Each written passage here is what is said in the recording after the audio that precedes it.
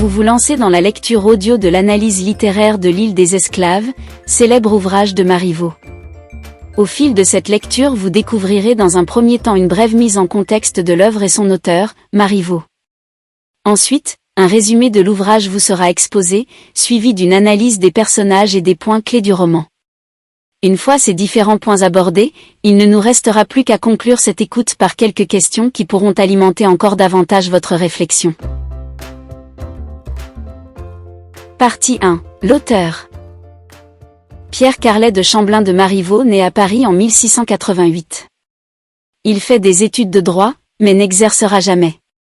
En revanche, il écrit des articles, des romans et surtout des pièces de théâtre, en particulier pour les comédiens italiens entre 1720 et 1740, La double inconstance, L'île des esclaves ou Les fausses confidences. Les jeunes gens qui peuplent ces pièces sont pris dans des aventures complexes par crainte de dévoiler leurs sentiments. Les jeux de masques auxquels ils se livrent, et l'usage qu'ils font du langage de la galanterie ont donné naissance au terme « marivaudage ». Marivaux meurt en 1763.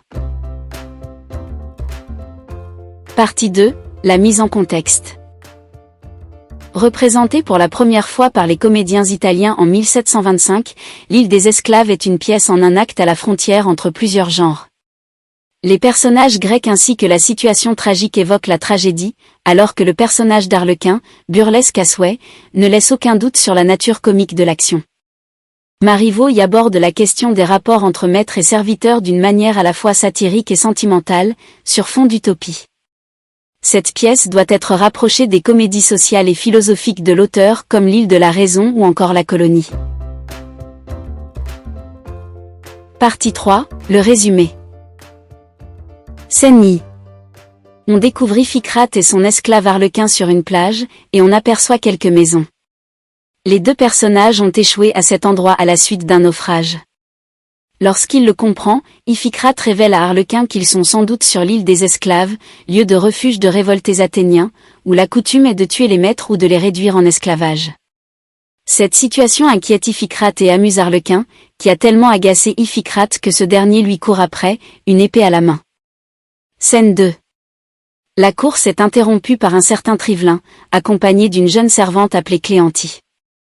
Trivelin prend l'épée des mains d'Iphicrate, et lorsqu'il apprend la condition de ce dernier et d'Arlequin, révèle ses fonctions et la nature du lieu dans lequel il se trouve. Son rôle est de faire respecter les lois dans le canton, c'est-à-dire de veiller à ce que les anciens maîtres deviennent esclaves et à ce que les anciens esclaves se conduisent en maîtres. Il confirme aussi que l'île sur laquelle il se trouve est bien celle des esclaves, comme évoqué par Iphicrate. Arlequin profite de la situation et raille son ancien maître. À la fin de la scène, Trivelin indique à Arlequin sa nouvelle habitation. Scène I.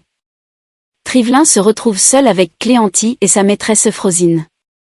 La situation s'inverse d'une manière similaire à celle d'Iphicrate et Arlequin, Euphrosine devient l'esclave, et Cléantie endosse le rôle de la maîtresse. Durant toute la scène, Cléantie met en relief les ridicules d'Euphrosine en la caricaturant. À la fin de la scène, Trivelin demande à Cléantie de s'éloigner pour s'entretenir en tête-à-tête avec Euphrosine.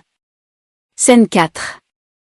Trivelin reste donc seul avec Euphrosine et lui demande ce qui est vrai dans le portrait dressé par Cléantie. Euphrosine commence par rejeter ses paroles, ce sont des inepties. Pourtant, Trivelin, après lui avoir expliqué que le fait de reconnaître ses défauts pourrait lui permettre de récupérer la liberté plus vite, parvient à faire dire à Euphrosine que le portrait est assez juste et risible. Scène V. Après la sortie d'Euphrosine, Arlequin et Iphicrate entrent sur scène et rejoignent Trivelin. Arlequin prend beaucoup de plaisir à jouer au maître, mais il ne tourmente pas particulièrement Iphicrate. Trivelin demande à Arlequin de se prêter au même jeu que Cléantie, le tableau dressé est tout aussi ridicule que celui d'Euphrosine. Iphicrate finit par admettre que le portrait est ressemblant. Trivelin sort, les laissant seuls. Scène 6. Arlequin et Iphicrate sont rejoints par Cléantie et Euphrosine. Arlequin entreprend avec Cléantie une conversation galante, imitant les comportements de leur maître, mais l'un comme l'autre ne ressentent pas réellement d'attirance. Au contraire, Arlequin est attiré par Euphrosine et Cléantie par Iphicrate. Tous deux conviennent de faire en sorte de convaincre leurs anciens. Nous espérons que vous avez apprécié cet aperçu. Pour continuer à écouter ce livre audio sur Google Play Livres, utilisez le lien dans la description de la vidéo.